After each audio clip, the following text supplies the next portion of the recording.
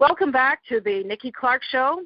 The show is about transforming lives one story at a time, and always so excited to meet people from all walks of life who want to share their heart stories, their stories of transformation, empowerment, and upliftment. And I'm super excited to introduce the founder and CEO of Alaina Schwartz Enterprises, Alaina Schwartz. She's a speaker, author, business, and mindset mentor. And at 14, Alaina suffered a traumatic brain injury, and her mother was told she'd have permanent brain damage. Her mother retrained Alaina's brain for a full recovery. Then after 18 years as an attorney in the music industry and the EVP and exec board member of the largest independent music company in the world, she walked away from all of it, from it all, to discover her purpose. So please welcome the amazing Alaina Schwartz. Welcome, Alaina. Oh, my God, it is such an honor to be here with you, Nikki. Thank you so much. Oh, it's a pleasure. It's all mine. Thank you so much for your time today. And what an amazing story you have. You've overcome so much and you've achieved so much. So without further ado, I think we'd all love to hear a little bit about your background leading up to what you're doing today. Sure. Yeah. You know, it's really interesting. One of the things that I think is across the board that happens with people, but definitely with high achievers, is we're all so susceptible when we're little to the programming that we receive from our parents. And our parents tend to have a lot of influence over a lot of the things that we end up going for. And so rather than pursuing our true passions and desires, we tend to pursue, you know, what's in alignment with that. And that is actually my story. So it was my parents' agenda for me to be a lawyer. And I succumbed to that parental pressure and went to law school and became a music attorney. And I practiced law in the music industry for 18 years. And as you mentioned, you know, my career culminated as me being the executive vice president and executive board member of the largest independent music company in the world at the time. And the truth is there was a part of me that knew the entire time that this wasn't it for me, but I just kept thinking that if I was more successful, that I'd finally be happy. And when I got to the EVP position, what ended up happening is that it made me very, very physically ill. It's kind of, it's kind of like you get, you know, a feather, an apple, or a Mack truck, and, you know, it's like the universe will drop a feather on your head, and if you don't listen, then it'll drop an apple on your head. And if you don't listen, then you kind of get run over by a Mack truck. And for me, that position was the Mack truck. Like, I couldn't hold pregnancies. I developed autoimmune issues. I could barely eat. I was having so much digestive issues. I literally could eat 10 different foods, and I don't mean vegetable as a food. I mean carrots as a food, you know. So, I went on a healing journey, and I literally walked away from it all, not having any idea what I was going to do next.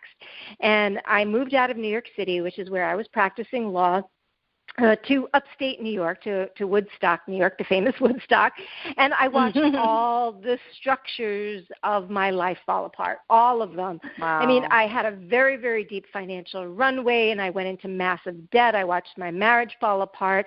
The community that I had in the city, I pretty much lost all of it, lost most of my friends. Like, I watched all of the structures of my life fall apart, and in the process of that, actually, it was amazing. You know, what I call it is a dark night of the soul, and it's kind of like a midlife crisis on steroids, but it can happen at any age, and it usually births purpose, and that's what it did for me. And in the process of that, I discovered a lot of tools and techniques that helped me rewire my brain, rewire my thinking again, but this time intentionally, like my mother did it the first time when I was 14. And this time, you know, we didn't even know about neuroplasticity back then, but I did it very intentionally this time and understood the nature of reality in a very different way, and understood that it was actually my purpose, my gift, to be able to meld all those years of business strategy, the business acumen that I had, with these mindset tools and techniques to help entrepreneurs. Oh, this is amazing, amazing. And so what you've done is you've created multiple six-figure companies and a beautiful life. Yeah. You know, most people don't get both, but you did with your strategy, your mindset, which is amazing. So tell us, now that you're here, the CEO of Alaina Schwartz Enterprises, what does that entail? And tell us about the layers of your business and who comes to see you. Who are your clients? Yeah, I'd love to. So what I do now is I help entrepreneurs, service-based entrepreneurs, scale their business. So what often happens is, you know, and again, this is really my story in many ways. We're in corporate. We're working 60 to 80 hours a week. We making good money, but we know it's not our thing. We know there's something more for us. We want to leave. We end up creating a business. We create either really good success or some marginal sense of success, but we're not living the life to the fullest we know we can, and we usually recreated that 60 to 80-hour week for ourselves. You know, we were doing it for a boss, and now we're doing it for ourselves. And that is what I experience in so many entrepreneurs' journey. So what I help them do is learn to scale their business, so not only from a mindset perspective of helping them develop success thinking and habits, because you cannot, no matter what strategy you have, it will only take you so far. You'll only get so much mileage if you don't have the right thinking and habits to accompany it.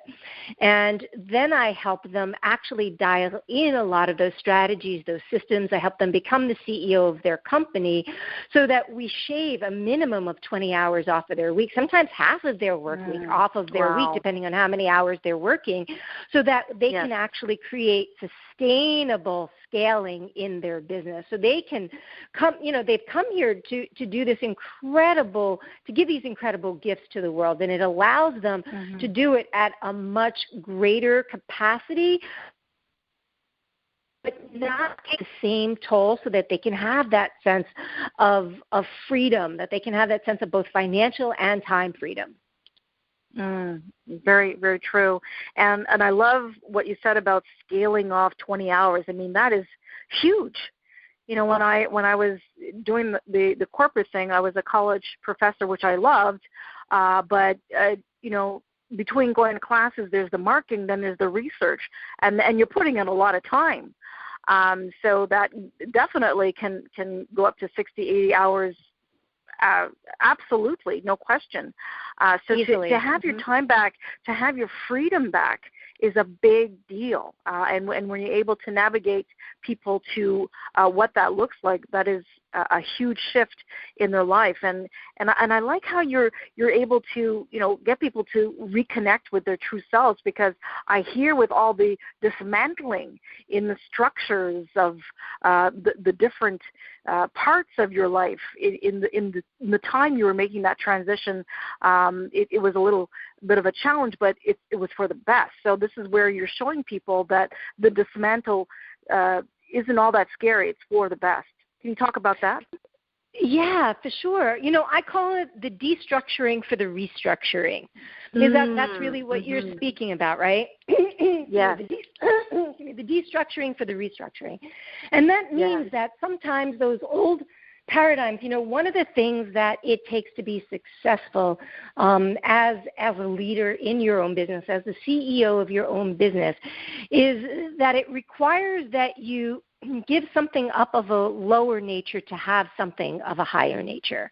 And usually what that means are old paradigms and beliefs. So usually what that means is old paradigms and beliefs. And what that means is that we have a way that, like, for example, one of the things that I think entrepreneurs, I mean, I know I heard this a lot as a kid. I bet you did as well, which is you have to work hard to succeed. Yes. And when, right, most of us have heard that. If you came from any kind of working class, middle class, or professional background, you know, your parents were lawyers or doctors, most of those three groups believe that you have to work hard to succeed. And so they keep perpetuating this myth and passing it down from generation to generation. And so when people actually start their own businesses and go into business for themselves, it's like, it doesn't feel right if it actually comes easy. They believe it has to be hard. And so they end up creating this mindset around hard and that it has to be hard. So they end up working really hard, and they don't realize that freedom comes from inside first. It's an inner game first. And then once you win the inner game, you get to create the kind of freedom you want in your external environment. And that requires a dismantling of an old belief system, an old paradigm that is no longer serving you to allow you to live into your fuller potential. Yes. You hit it on the nail, and very similar to, what you were hearing growing up as my mom being a teacher and my dad being a businessman and then later became a minister. It was like, you have to work hard. And I had to work really hard because just to gain respect in my classroom of being the only minority, being the only person of color, and the girl. So my dad's like, well, in order to get your street creds, you have to be excellent. You don't have a choice. So that's a lot of pressure, but it carries over later on into my adulthood in the same kind of messaging that it has to be hard work, and it has to feel hard and difficult.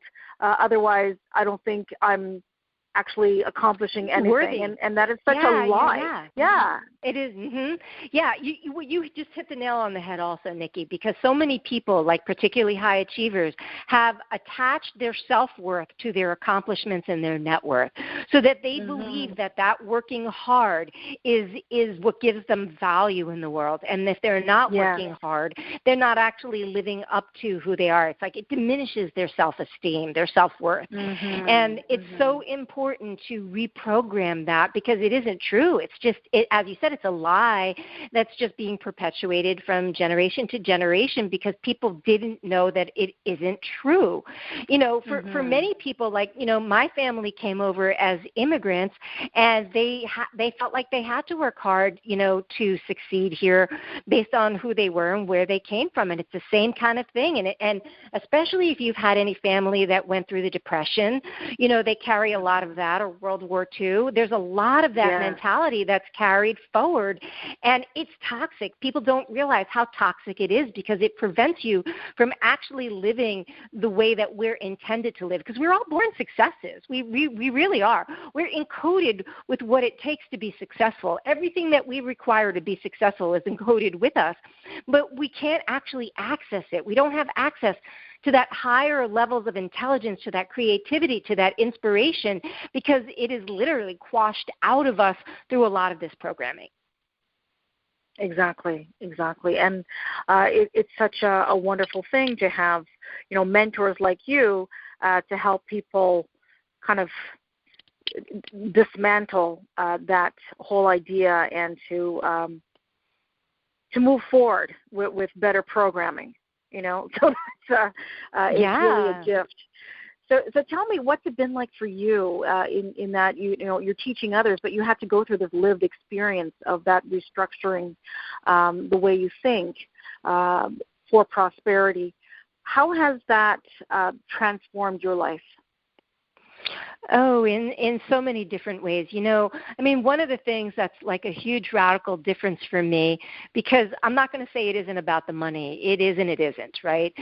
Most of us who are service-based, who are conscious entrepreneurs, are doing it because we want to make a difference. That really is it. But money's really important, because these days you don't really get to have an expansive life experience without sufficient money to do that. So one of the things, though, that has been radically different is that I really love my life. Like by the looks of the life I had before, I had a 2-bedroom apartment in Manhattan. I was taking vacations to exotic locations. I looked like I had it all from the outside, but inside I was void. Like there was this big empty inside, and I was miserable, and I could probably count on my hands how many days I really loved what I did. Whereas now I wake up and every single day feel grateful that I get to do what I do, that I make the difference in people's lives that I do. And it's not just me who gets to then change the world, it's the people whose lives I impact. Because when my clients go off and they're conscious entrepreneurs and they get to make the difference that they came here to make, now I'm impacting millions. So for me, that makes a huge difference. I have such a sense of freedom in my life. I was thinking about this over the weekend of how much time freedom that I have. I can do what I want when I want to do it. And that is I mean, not so much anymore because of COVID, but generally speaking, I mean, in 2019, I took 18 different trips. You know, I mean, that obviously got curtailed by COVID. My wanderlust, you know, there was a little damper on that, but I know that'll come back soon. And now, some of them are for business, but I love mixing business and pleasure because for me, they're inseparable now. You know, whereas before it used to be I had this life, this was my business life. I couldn't wait till Friday. I couldn't wait till the end of every day. Now there's flow in my life there's integration in my life from the business to the personal side because it's so much a part of who I am. It is. I hear the joy kind of emanating from your voice. It's really amazing. So passion, absolutely. Thank you so much, Alaina. It's just been really such a pleasure to hear your story. I am so inspired, and I know the listeners are, duly inspired by what you shared candidly. So how can we connect with you on social media? Where can people go? Yeah, the best place to find me, I'm on all social media. Well, I'm not on Twitter, but I am on Instagram, Facebook, and LinkedIn. But I do hang out the most on LinkedIn. That is my platform. That's my jam. And I put out on all platforms, but definitely on LinkedIn, you'll find very deep content where I offer a lot of value. I have a lot of podcast episodes on there. And that you can just search me at Alaina Schwartz, which is ALAINASCHWARTZ, and I will come up there as, business and mindset coach, and love to support anybody. Feel free to reach out. I'd also love to offer your listeners for 5 listeners who really feel like they're ready to take their business to the next level and step into a different level of freedom. I'd like to offer them a free 30-minute call with me just to talk about next steps. Wow. And how, no pitch here. Like, I'm not going to sell them into anything, just to provide support. And they can reach out to me for that and just mention your show at support@alainaschwartz.com. And that again is ALAINASCHWARTZ.com. Oh, I absolutely, and thank you so much. So you hear that, 5 lucky listeners getting this amazing wisdom. 30-minute consultation with Alaina Schwartz. So you don't want to think on that. You want to go ahead and let me know so I can coordinate this incredible experience for you. Again, Alaina, I truly, truly appreciate your time. And please reach out to Alaina Schwartz on social media. Let me know to get this very timely appointment of destiny with Alaina, 30-minute consultation very soon. So, Alaina, have a wonderful day. Please keep doing what you're doing. You're an inspiration, and stay safe. Thank you so much, Nikki. It's an honor and a pleasure. Bye for now.